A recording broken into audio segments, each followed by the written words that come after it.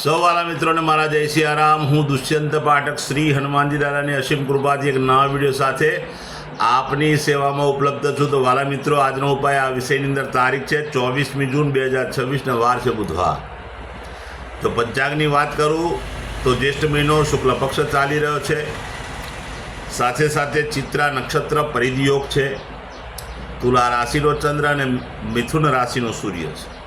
અશુભ સમયની જો વાત કરું તો યમગંટ સવારે 7:25 થી 9:07 સુધી છે અને રાહુકાળ બપોરે 12:29 થી 2:11 સુધી છે। આ બંને સમય અશુભ સમય કહેવાય। અશુભ સમયની અંદર કોઈપણ પ્રકારનું શુભ કાર્ય અને શુભ યાત્રા ન થાય। શુભ કાર્ય શુભ યાત્રા કરવા માટે તમારે કોઈ સારું ચોઘડિયું સારું મુહૂર્ત લેવું જોઈએ, જેમાં આજે ઉત્તમ અભિજીત મુહૂર્તનો સમય પણ અશુભ ગણાયો છે। એટલે કોઈ પણ સારું ચોઘડિયું તો સારું મુહૂર્ત લઈ અને તમે કોઈ શુભ કાર્યની અથવા શુભ યાત્રાની શરૂઆત કરી શકો। વાલા મિત્રો, વાત કરીશું આજના ઉપાયની।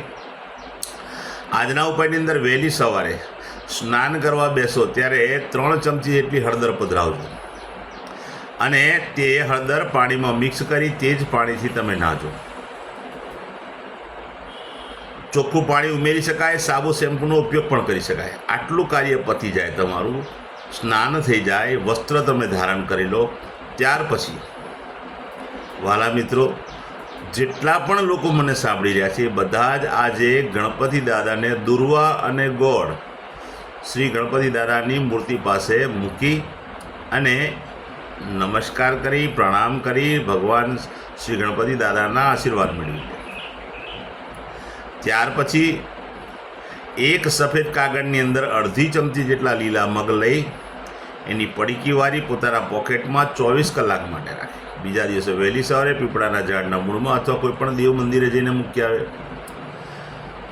ત્યાર પછીનું કાર્ય છે કે સંધ્યાકાળે પશ્ચિમ દિશા તરફનું મુખ રાખી શ્રી હનુમાનજી દાદાને એક કાગભૂષણની રામાયણજીનો પાઠ અને એક હનુમાન ચાલીસાનો પાઠ શ્રી હનુમાનજી દાદાને અર્પણ કરે।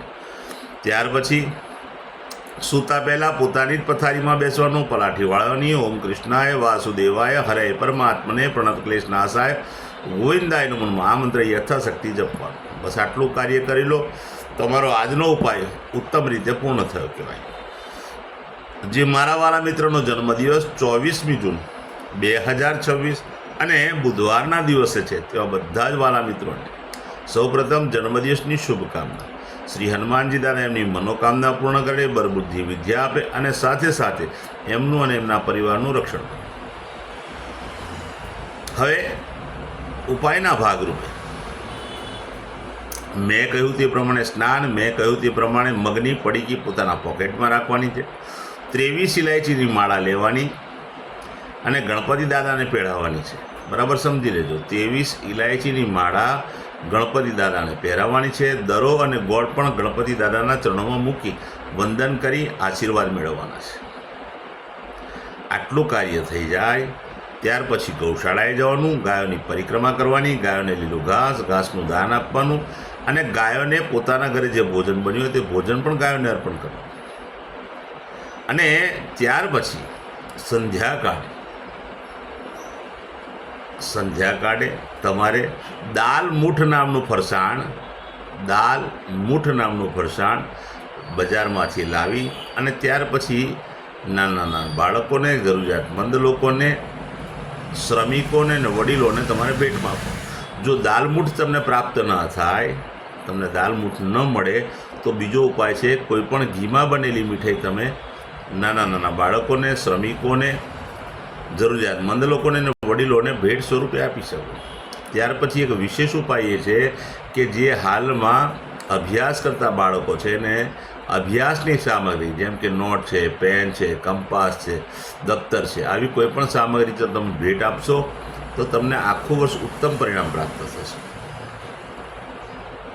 ત્યાર પછી જેની મેરેજ એનિવર્સરી 24મી જૂન 2026ને બુધવારના દિવસે બધા જ વાલા મિત્રોએ સવારે સ્નાન કરવાનું।